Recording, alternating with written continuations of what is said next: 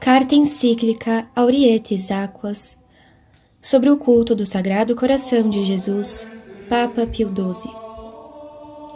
Introdução. Admirável desenvolvimento do culto do Coração Sacratíssimo de Jesus nos tempos modernos. 1. Abrireis águas com o gáudio das fontes do Salvador. Essas palavras com que o profeta Isaías prefigurava os múltiplos e abundantes bens que os tempos cristãos haveriam de trazer, acodem-nos espontaneamente ao espírito ao contemplar-se a primeira centúria, desde que o nosso predecessor, de imperecível memória, Pio IX, correspondendo aos desejos do orbe católico, ordenou que se celebrasse na Igreja Universal a festa do Sacratíssimo Coração de Jesus. 2. Inumeráveis são as riquezas celestiais que nas almas dos fiéis infunde o culto tributado ao Sagrado Coração, purificando-os, enchendo-os de consolações sobrenaturais e excitando-os a alcançar toda sorte de virtudes. Portanto, tendo presentes as palavras do apóstolo São Tiago, toda dádiva preciosa e todo dom perfeito vem do alto e desce do Pai das luzes. Neste culto, que cada vez mais se incende e se estende por toda parte, com toda razão, podemos considerar o inapreciável dom que o Verbo encarnado e Salvador nosso, como único mediador da graça e da verdade entre o Pai Celestial e o gênero humano, concedeu à sua mística esposa nestes últimos séculos em que ela teve de suportar tantos trabalhos e dificuldades. Assim, pois, gozando deste inestimável dom, pode a Igreja manifestar mais amplamente o seu amor ao Divino Fundador e cumprir mais fielmente a exortação que o evangelista São João põe na boca do próprio Jesus Cristo. No último dia da festa, que é o mais solene, Jesus pôs-se em pé e em voz alta dizia: Se alguém tem sede, venha a mim e beba quem crê em mim. Do seu seio, como diz a Escritura, manarão rios de água viva. Isto o disse pelo Espírito que o haveriam de receber os que nele crescem. Ora, aos que escutavam essas palavras de Jesus, pelas quais ele prometia que do seu seio haveria de manar uma fonte de água viva, certamente não lhes era difícil relacioná-las com os vaticínios com que Isaías, Ezequiel e Zacarias profetizavam o reino do Messias e com a simbólica pedra que, golpeada por Moisés, de maneira milagrosa, haveria de jorrar água. 3. A caridade divina tem a sua primeira origem no Espírito Santo, que é o amor pessoal, assim do Pai como do Filho, no seio da Trindade Augusta. Com sobradíssima razão, pois o apóstolo das gentes, como que fazendo-se eco das palavras de Jesus Cristo, atribui a este espírito de amor a efusão da caridade nas almas dos crentes. A caridade de Deus foi derramada nos nossos corações por meio do Espírito Santo que nos foi dado. 4. Este estreito vínculo que, segundo a Sagrada Escritura, existe entre o Espírito Santo, que é amor por essência, e a caridade divina, que deve acender-se cada vez mais na alma dos fiéis, demonstra abundantemente a todos nós, veneráveis irmãos, a natureza íntima do culto que se deve tributar ao coração de Jesus Cristo. Com efeito, se lhe considerarmos a natureza particular, manifesto é que este culto é um ato de religião excelentíssimo, visto exigir de nós uma plena e inteira vontade de entrega e consagração ao amor do Divino Redentor, do qual é sinal e símbolo vivo o seu coração transpassado. Consta igualmente, e em sentido ainda mais profundo, que este culto aprofunda a correspondência do nosso amor ao amor divino. Pois só em virtude da caridade se obtém que os homens se submetam mais perfeita e inteiramente ao domínio de Deus, já que o nosso amor de tal maneira se apega à divina vontade, que vem a fazer-se uma coisa só com ela, consoante aquelas palavras. Quem está unido ao Senhor é com Ele um mesmo Espírito. Primeiro, fundamentos e prefigurações do culto ao Sagrado Coração de Jesus no Antigo Testamento. 1. Incompreensão da verdadeira natureza do culto ao Coração Sacratíssimo de Jesus por parte de alguns cristãos. 5. Conquanto a Igreja em tão grande estima tenha tido sempre e ainda tem o culto do Sacratíssimo Coração de Jesus, a ponto de se empenhar em fomentá-lo e propagá-lo por toda parte entre o povo cristão, e conquanto se esforce diligentemente por defendê-lo contra o naturalismo e o sentimentalismo, todavia, é muito doloroso verificar que no passado e em nossos dias, alguns cristãos não têm este nobilíssimo culto na honra e estima devidas, e às vezes não o têm nem mesmo aqueles que se dizem animados de zelo sincero pela religião católica e pela própria perfeição. 6. Se conhecesses o dom de Deus. Jó 4:10. Servimo-nos dessas palavras, veneráveis irmãos, nós que por disposição divina fomos constituídos guardas e dispensadores do tesouro da fé e da religião que o Divino Redentor entregou à sua Igreja, para admoestar todos aqueles dos nossos filhos que, apesar de vencendo a indiferença e os erros humanos, já haver o culto do Sagrado Coração de Jesus penetrado no seu corpo místico, ainda abrigam preconceitos para com ele e chegam até a reputá-lo menos adaptado, para não dizer nocivo, às necessidades espirituais mais urgentes da Igreja e da humanidade na hora presente. Porque não falta quem, confundindo ou equiparando a índole primária deste culto com as diversas formas de devoção que a Igreja aprova e favorece, mas não prescreve, o tem como um acréscimo que cada um pode praticar à vontade. E alguns há também que consideram oneroso este culto, e mesmo de nenhuma ou pouca utilidade, especialmente para os militantes do Reino de Deus, empenhados em consagrar o melhor das suas energias, dos seus recursos e do seu tempo à defesa da verdade católica, para ensiná-la e propagá-la, e para difundir a doutrina social católica, fomentando práticas religiosas e obras por ele julgadas mais necessárias nos nossos dias. Por último, há quem creia que este culto, longe de ser um poderoso meio para estabelecer e renovar os costumes cristãos na vida individual e familiar, é antes uma devoção sensível, não informada em altos pensamentos e afetos, e, portanto, mais própria para mulheres do que para pessoas cultas.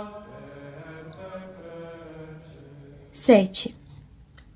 Outros, finalmente, ao considerarem que esta devoção pede penitência, expiação e outras virtudes, sobretudo as que se chamam passivas, por não produzirem frutos externos, não a julgam a propósito para reacender a piedade, a qual deve tender cada vez mais a ação intensa, encaminhada ao triunfo da fé católica e à valente defesa dos costumes cristãos, os quais hoje, como todos sabem, se veem facilmente infectados pelo indiferentismo que não reconhece nenhum critério para distinguir o verdadeiro do falso no modo de pensar e de agir, e assim se veem lamentavelmente aliados pelos princípios do materialismo ateu e do laicismo.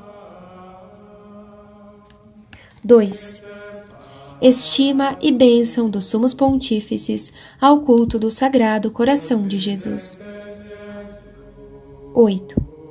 Quem não vê, veneráveis irmãos, quão alheias são essas opiniões do sentir dos nossos predecessores, que desta cátedra de verdade, publicamente, aprovaram o culto do Sacratíssimo Coração de Jesus?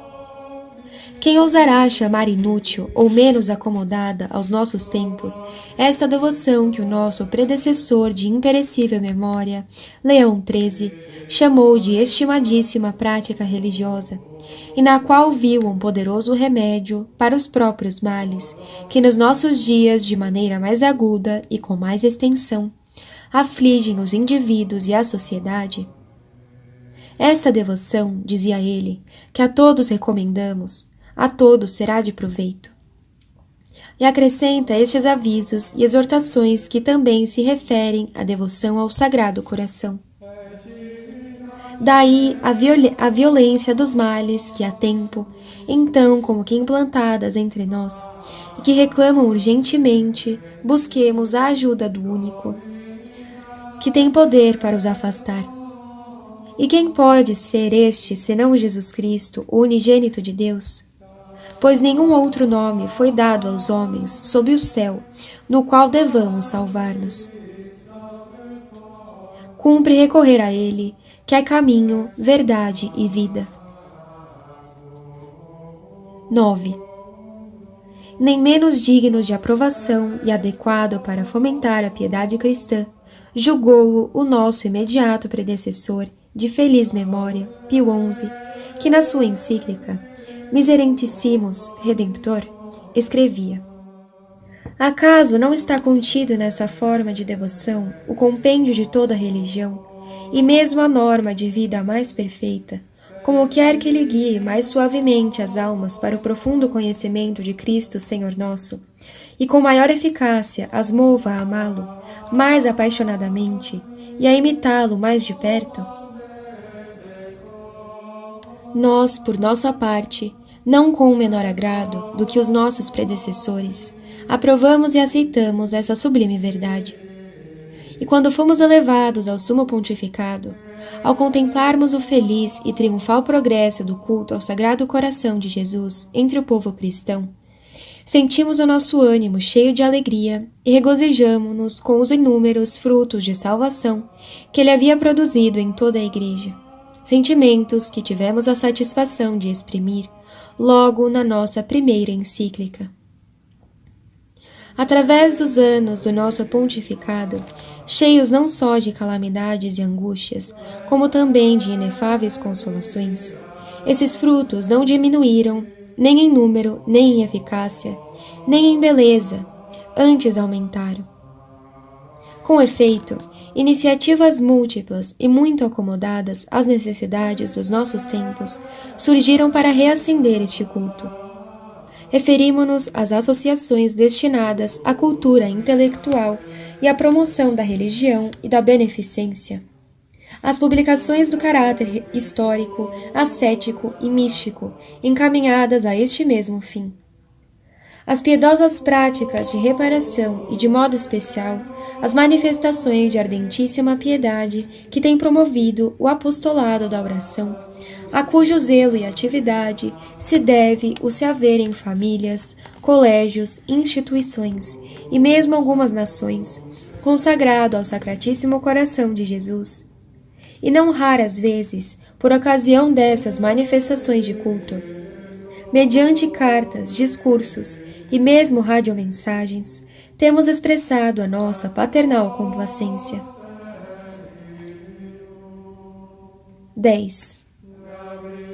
Portanto, ao vermos que tamanha abundância de águas, quer dizer, de dons celestiais do supremo amor, que tem brotado do Sagrado Coração de nosso Redentor, se derramam sobre incontáveis filhos da Igreja Católica, por obra e inspiração do Espírito Santo, não podemos, veneráveis irmãos, deixar de exortar-vos com ânimo paterno, aqui, juntamente conosco, tributeis louvores e profundas ações de graças ao dispensador de todos os bens, repetindo essas palavras do apóstolo das gentes.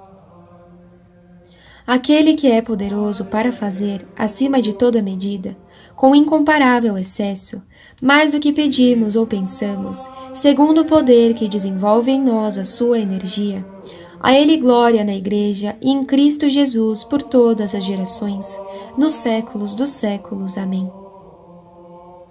Mas, depois de tributarmos as devidas graças ao Deus Eterno, queremos, por meio desta encíclica, exortar-vos a vós e a todos os amadíssimos alhos da Igreja, a uma mais atenta consideração dos princípios doutrinais contidos na Bíblia, nos Santos Padres e nos teólogos. Princípios nos quais, como em sólidos fundamentos, se apoia o culto do Sacratíssimo Coração de Jesus.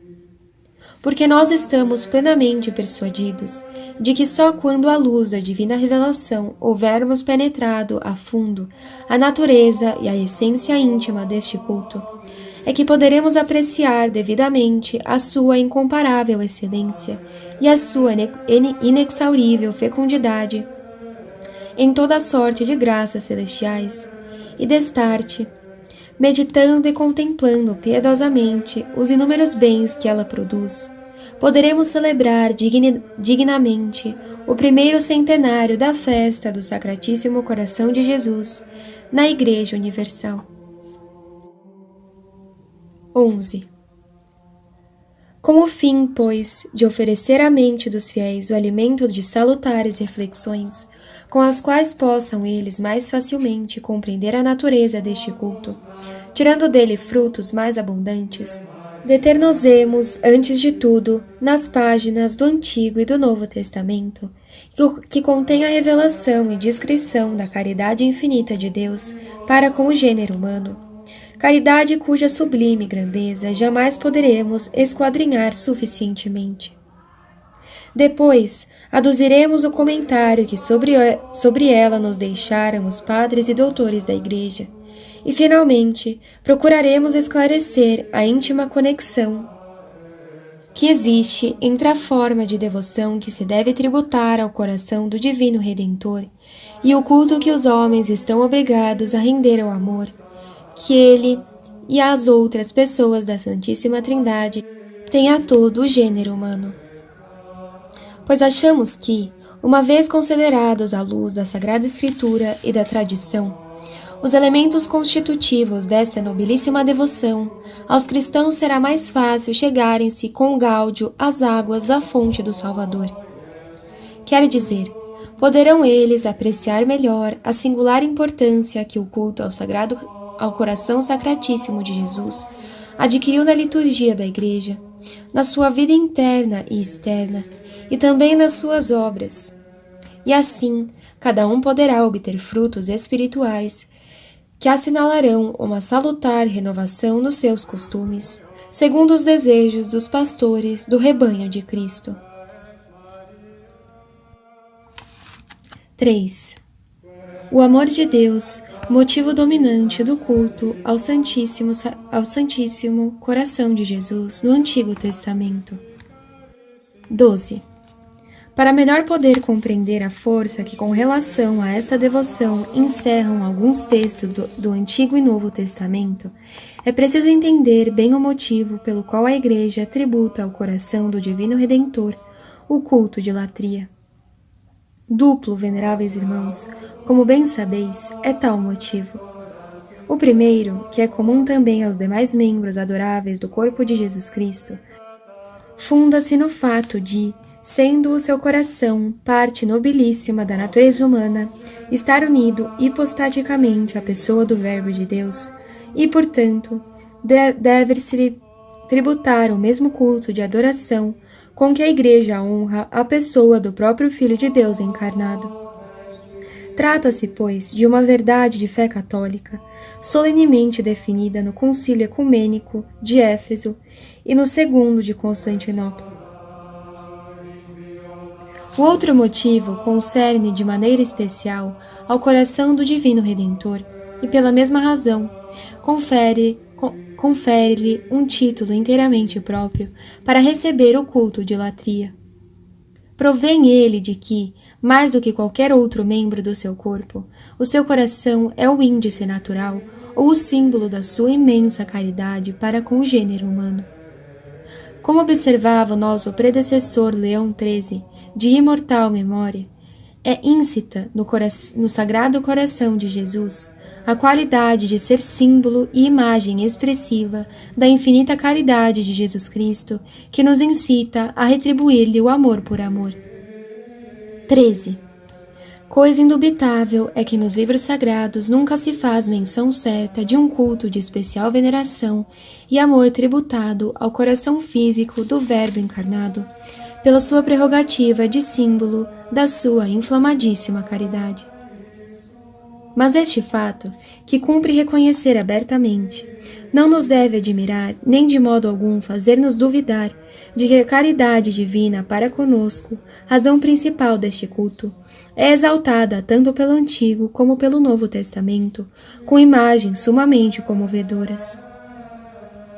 E, por se encontrarem nos livros santos que prediziam a vinda do Filho de Deus feito homem, podem essas imagens considerar-se como um presságio daquilo que havia de ser o símbolo e índice mais nobre do amor divino, a saber, o coração sacratíssimo e adorável do Redentor divino. 14. Pelo que se refere ao nosso propósito, não julgamos necessário aduzir muitos textos do Antigo Testamento, nos quais estão contidas as primeiras verdades reveladas por Deus, mas cremos bastará recordar o pacto estabelecido entre Deus e o povo eleito, pacto sancionado com vítimas pacíficas e cujas leis fundamentais, esculpidas em 2 tábuas, Moisés promulgou e os profetas interpretaram. Esse pacto não se baseava somente nos vínculos do supremo domínio de Deus e na devida obediência da parte do homem, mas consolidava-se e vivificava-se com os mais nobres motivos do amor. Porque também, para o povo de Israel, a razão suprema de obedecer a Deus devia ser não tanto o temor das divinas vinganças suscitados dos ânimos pelos trovões e relâmpagos procedentes do ardente cume do Sinai, mas antes o amor devido a Deus. Escuta, Israel, o Senhor nosso Deus é o único Senhor. Amarás, pois, o Senhor teu Deus com todo o teu coração, com toda a tua alma e com todas as tuas forças. E estas palavras que hoje te ordeno estarão sobre o seu coração. 15. Não nos deve, pois, causar estranheza que Moisés e os profetas, aos quais o doutor Angélico chama com razão os maiorais do povo eleito, compreendendo bem que o fundamento de toda a lei se baseava neste mandamento do amor, descrevessem as relações todas existentes entre Deus e a sua nação, recorrendo às semelhanças tiradas do amor recíproco entre pai e filhos, ou do amor dos esposos, em vez de representá-las com imagens severas inspiradas no supremo domínio de Deus, ou na nossa devida servidão cheia de temor. Assim, por exemplo, no seu celebérrimo cântico pela libertação do seu povo da servidão do Egito, ao querer exprimir como essa libertação era devida à intervenção onipotente de Deus, o próprio Moisés recorre a estas comovedoras expressões e imagens. Assim como a águia provoca seus filhotes a alcançarem o voo e acima deles revoluteia, assim também Deus estendeu as suas asas e acolheu Israel e carregou-o nos seus ombros. Talvez, porém, entre os profetas, nenhum exprima e descubra melhor, tão clara e ardentemente, quanto Oséias, o amor constante de Deus para com seu povo. Com efeito, nos escritos deste profeta, que entre os profetas menores sobressai pela profundeza de conceitos e pela concisão da linguagem, Deus é descrito amando o seu povo escolhido com um amor justo e cheio de santa solicitude. Qual é o amor de um pai cheio de misericórdia e de amor, ou de um esposo ferido na sua honra? É um amor que, longe de decair e de cessar à vista de monstruosas infidelidades e pérfidas traições, castiga-os sim, como eles merecem, mas não para os repudiar e os abandonar de si mesmos, mas só com o fim de limpar, de purificar a esposa afastada e infiel, e os filhos ingratos, para tornar a uni-los novamente consigo uma vez renovados e confirmados os vínculos de amor. Quando Israel era criança, amei-o, e do Egito chamei meu filho.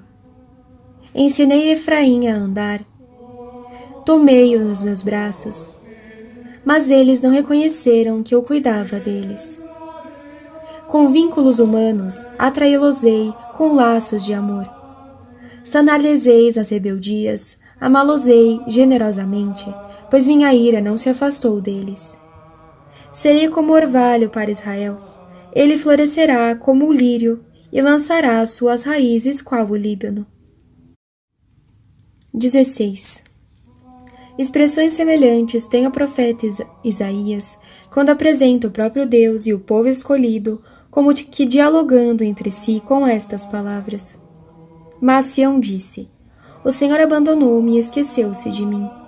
Pode, acaso, uma mulher esquecer o seu pequenino de sorte que não se apiede do filho de suas entranhas? Ainda que esta se esquecesse, eu não me esquecerei de ti.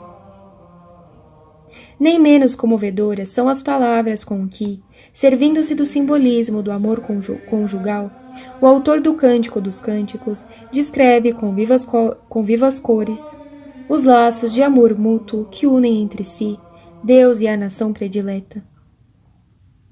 Como o lírio entre os espinhos, assim é a minha amada entre as donzelas. Eu sou de meu amado e meu amado é meu. O que se apacenta entre os lírios, põe-me como selo sobre o teu coração, como selo sobre teu braço, pois forte como a morte é o amor, duros como o inferno os ciúmes.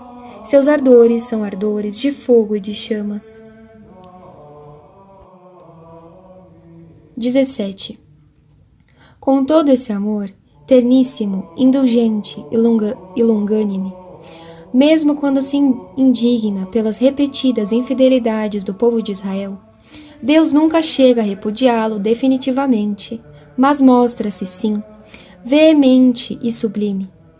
Contudo, em substância, isso não passa do prelúdio daquela inflamadíssima caridade que o Redentor prometido havia de mostrar a todos com o seu amantíssimo coração, e que ia ser o modelo do nosso amor e a pedra angular da nova aliança.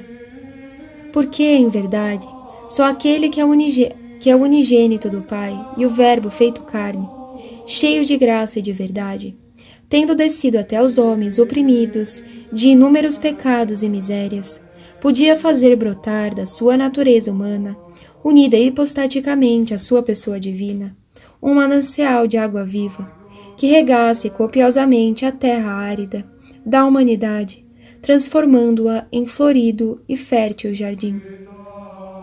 E essa obra admirável que o amor misericordioso e eterno de Deus devia realizar, de certo modo já aparece prenunciá-la ao profeta Jeremias com estas palavras: Amei-te com amor eterno. Por isso, atraí-te a mim com cheio de misericórdia. Eis vem dias, afirma o Senhor, em que pactuarei com a casa de Israel e com a casa de Judá uma aliança nova. Este será o pacto que eu concertarei com a casa de Israel depois daqueles dias, declara o Senhor. Porei minha lei no interior dele e escrevê-la-ei no seu coração, e serei o seu Deus, e eles serão o meu povo. Porque perdoarei a culpa e não mais me lembrarei dos seus pecados.